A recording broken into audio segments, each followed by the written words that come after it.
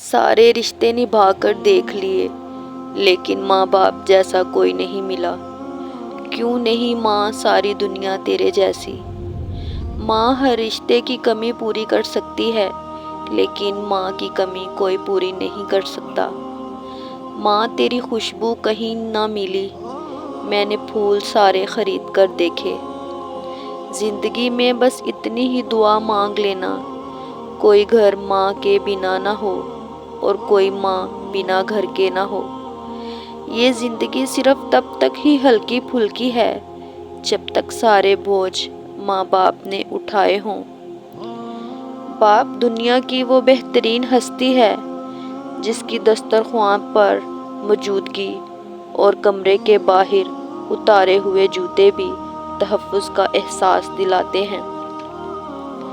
جو والد کی قدر کرتا ہے وہ کبھی غریب نہیں ہوتا اور جو ماں کی قدر کرتا ہے وہ کبھی بد نصیب نہیں ہوتا۔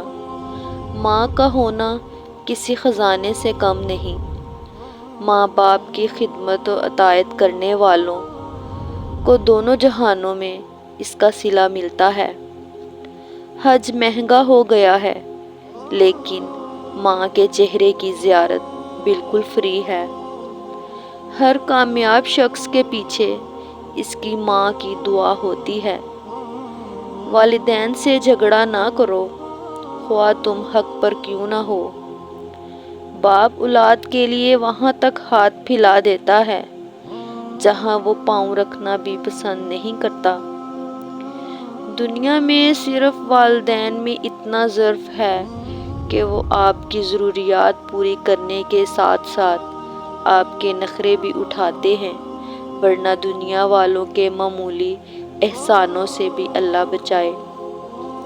والدین کی دی گئی آزادی آپ کے پاس امانت ہے، اس میں کبھی خیانت مت کیجیے گا۔